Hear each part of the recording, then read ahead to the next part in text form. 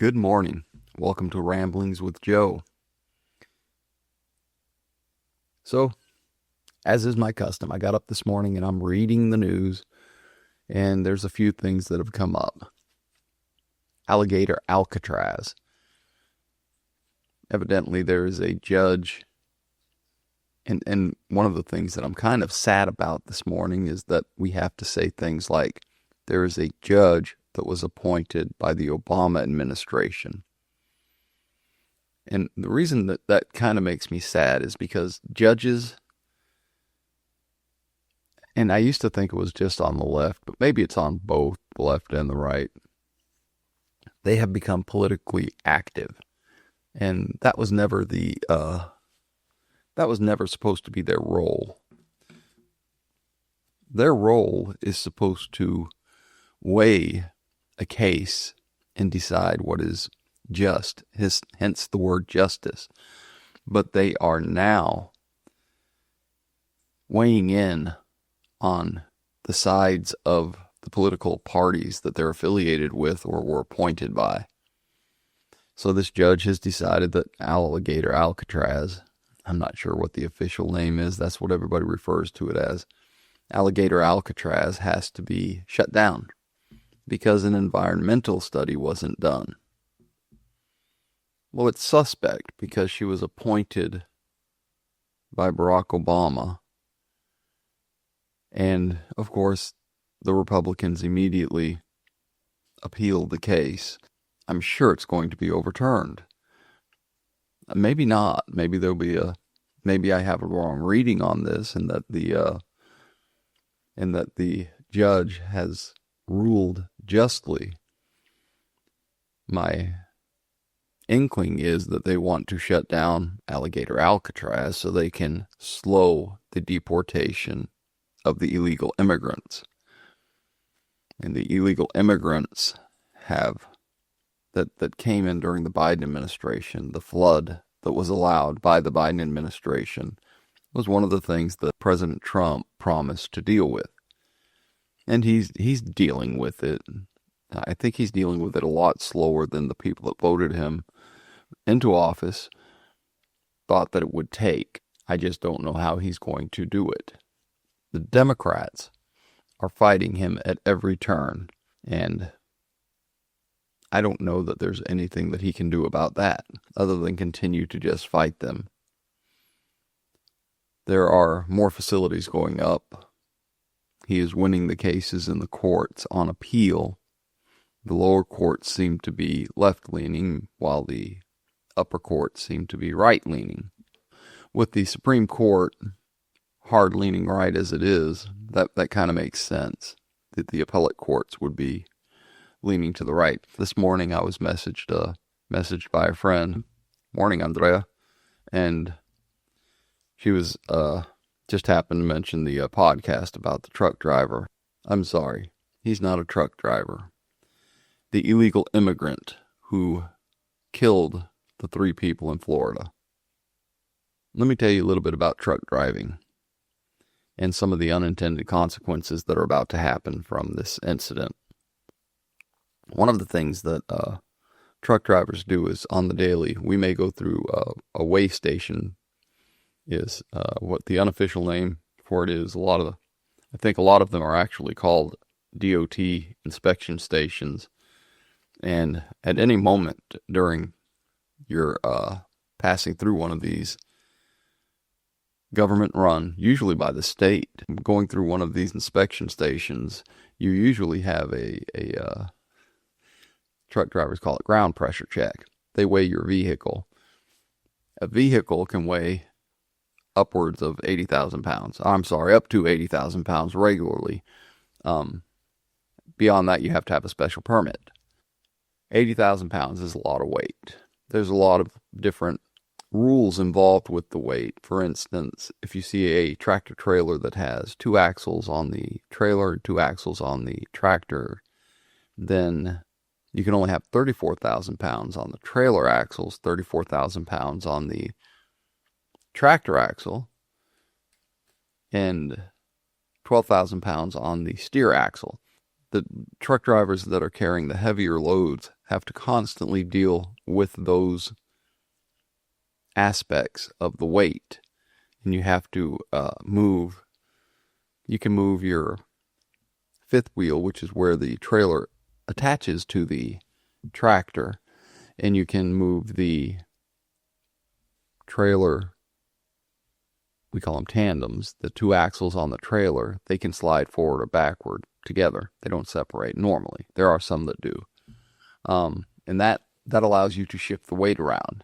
If your weight is wrong, if you are over 80,000 pounds or the axle weights are wrong, they will pull you in. And depending upon what state you're in, here in Georgia, you have a choice. You can take the ticket, or you can, if you're able to, you can get up in the trailer and move your load around. A lot of times, the kind of trucking I do, LTL, you can do that. You can get in the trailer, take your pallet jack, and move the load around. Additionally, and here's the unattended consequences aspect of this truck driver killing these 3 people. Additionally, they can inspect your vehicle at any time they want. You go into the weigh station, and they can just pull you off to the side and say, we're going to inspect your vehicle. And there's different levels that they can inspect at. They can do just a quick, walk around the tractor trailer, make sure your lights are working. They don't see any flats, no worn tires, just general safety. And then they can go deeper. And there's a couple more steps that they can go. They can crawl up under the tractor, and they can check your brakes. They can check for oil leaks. They can check. There's a lot more things that they can look at mechanically. And then there's a third option where they can pull you into a garage, and they can go deep into your tractor trailer. In addition to that, a commercial driver has no expectation of privacy within the cab itself from government inspections. In other words, a driver can be asked to step out of the vehicle, and the DOT officers can get up in his vehicle and take a look around, dig into all the cubby holes, and anything that's in the truck is fair game. And I have no problem with any of this. So I was watching the news. I was reading the news this morning, and one of the officials that was interviewed said he thought it was time that instead of just doing the precursory inspections and he thought it was time to do a deeper inspection of every driver that goes through the inspection station. And I don't personally have a problem with that. I'm an hourly rate employee. So if they pull me into the inspection station and they keep me there for an hour, I don't lose anything. My company does, and my customers, some of them who have just-in-time freight, they're losing out, but I'm not losing out. I don't have a dog in this fight. It's going to affect trucking. And this is one of those unintended consequences of illegal immigration. So now things will get more expensive because you're going to spend more time. Another problem that this is going to cause is for those drivers that get paid by the mile. They get paid by the mile. They're not paid by the hour. So let's say they're making, I'm going to pick a number that's easy to deal with, 50 cents a mile. Every 2 miles, they make $1. If they're sitting in that inspection station and they are being, if their rig and their credentials are being going over with a fine-tooth comb, they're not getting paid. This is free. Some states are making some of the drivers get paid for things like this, but in general, if the wheels aren't rolling, the driver's not getting paid. So, in addition to illegal aliens who have CDLs driving down the wages of the American drivers. Now, a lot of the drivers are going to be doing duty they're not getting paid for. Again, because of illegal immigration. And this falls squarely on the shoulders of the Biden administration. Again, I don't know who was in charge during the Biden administration, but this is on their shoulders. And I'm sure that this is indicative of every occupation that illegal immigrants are filling. I deliver to a lot of construction sites. And when I deliver to these construction sites, there is a lot of Hispanic-speaking individuals, and a bunch of them don't speak English. Now, we have a great technology with us now, our cell phones. So I'll pull my cell phone out, and I will turn on the translator, and they will talk, and I will read, and then I will read, and they will talk, and we'll work it out. That's not doable in trucking. You can't look at a road sign that's saying, all trucks right lane, construction ahead. They get fairly involved. I mean, they seem simple, but when you're going down the road and all you did was pass a test and someone trained you on how to pass the test instead of training you to be a good truck driver, well, you can't read the signs that pop up that give you specific instructions. So I think it's a horrible idea to do what they did. I think that illegal immigration is going to be, I think it should be met with the opposing force that President Trump is dealing out. It's that simple. And every time I see an article talking about how the Democrats are trying to stop President Trump from doing what he's doing, I have to remind myself, oh yeah, these are the guys that allowed these laws to be broken. And this is why their party is falling apart.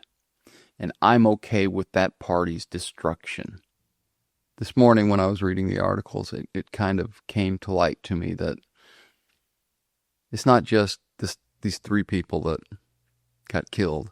There are far-reaching ramifications for these illegal aliens, and they are going to affect every aspect of our lives. It's not just, let's deport them. It is also, now this is different, now this is different, now this is different.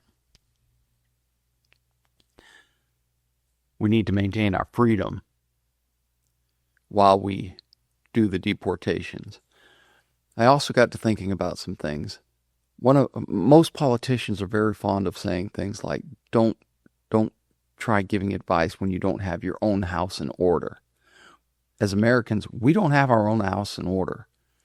We've got so many illegal immigrants and so many people that aren't supposed to be in our country. We can't take care of our own house. Our finances are out of control. We are at each other's throats. And yet we continue, especially during the last administration, to allow immigrants to come into our country so that we can help them. We don't have our house in order. How can we help someone else? That really bothers me. It should bother you too.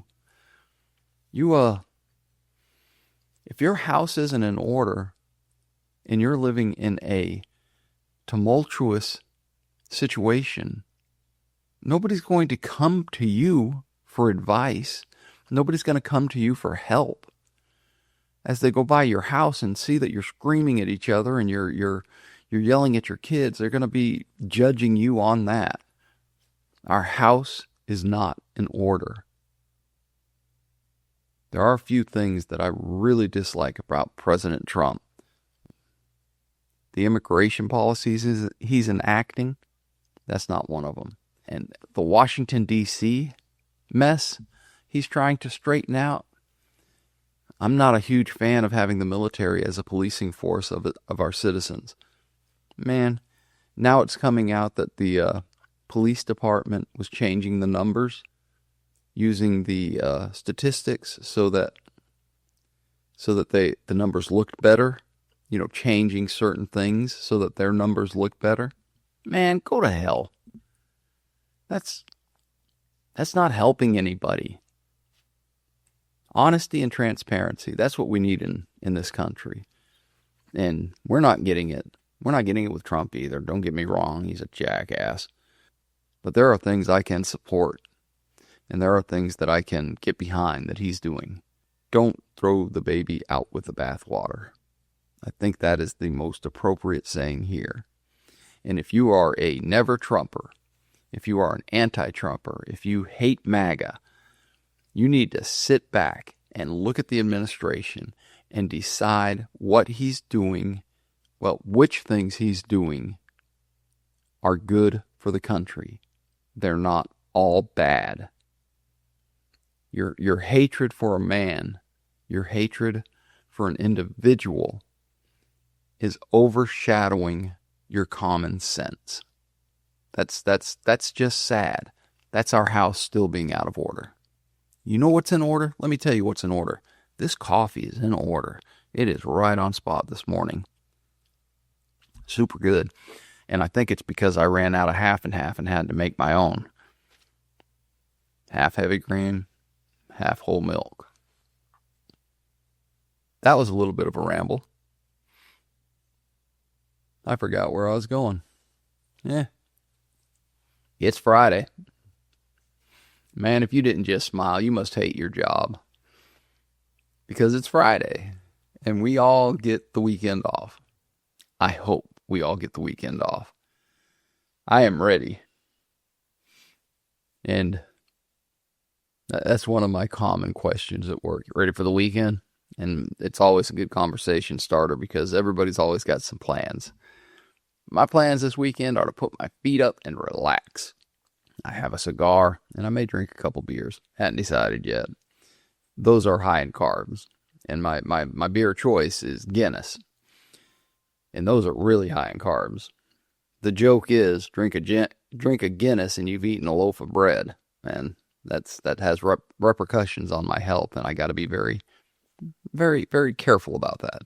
So, maybe not. I'm rethinking that, but I do love to have a beer with my brother. I hope that you're going to have a great weekend. I hope you're going to sweat a little bit, not too much. And I hope you stay dry because it's supposed to rain this whole weekend. That doesn't really affect me putting my feet up. I'm sure there's some honeydews to do, but for the most part, I'm planning on a pretty relaxing weekend. My podcasts lately have been pretty heavy. One of my buddies at work said that called me what do you call me? A negative Nelly. And I don't know. It's just the state of the nation, I suppose. Everything's kind of screwed up. Maybe we'll get it straight. Maybe we won't. But we can be straight with each other. I'm going to continue to be straight with you. And I straight up hope you have a great weekend. I hope you find peace, love, and dream. Until next time, I'll see you later.